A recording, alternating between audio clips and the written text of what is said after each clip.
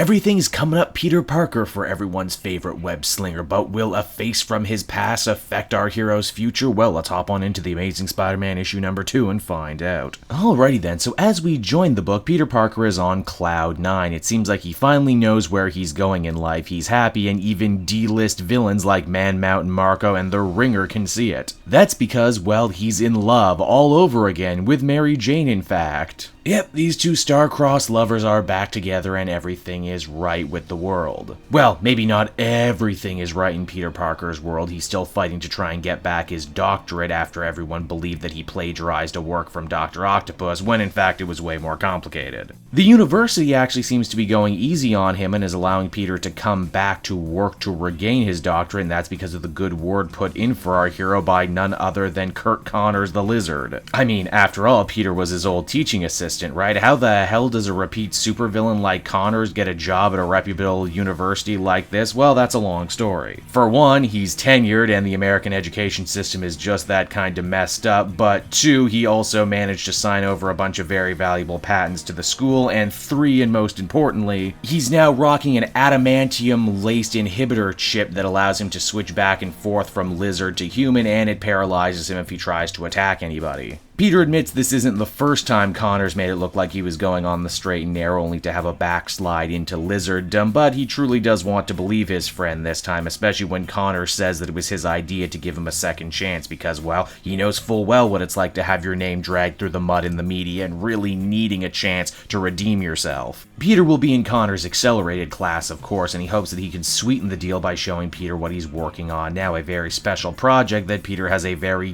deep connection to. Why, wouldn't you know it, it's the same gene-accelerating laser that gave Spider-Man his radioactive spider blood in the first place. Of course, Connors doesn't want to use it in that way, quite the opposite. He wants to use it to take traits and powers away, like his lizarddom. Now, as you might have guessed, a piece of technology like this would be worth millions on the black market, and that's why someone has hired Nick Spencer favorites Taskmaster and Black Ant to steal it. Peter desperately wants to thwart the robbery, but he's in a crowded room and he can't escape to change into his Spider-Man costume. Luckily, Taskmaster is very sensitive about his appearance, so a couple jabs later, and Peter is able to make a Detective Clouseau-style fall into a bunch of chemicals, create a green smoke cloud, and manage to come back as Spider-Man to help save the day. In the end, Black Ant and Taskmaster are ultimately pretty easy to defeat, so much to the point Peter takes this time to make some real fun of them and even do some physical comedy. But honestly, it's what happens next that's truly surprising. You see, after the smoke clears, Spider-Man goes out of his way to pick up everyone who got knocked down during the fight, including, get this, Peter Parker. But wait, who's the real Peter? Is there a real Peter who reconciled with Mary Jane? I'm so full of questions. So that was Amazing Spider-Man issue number 2, everybody, and overall I continue to enjoy what Nick Spencer is doing here. There's this wonderful mix of old and new going on. What with Peter restarting his relationship with Mary Jane, going back to school, the return of the lizard.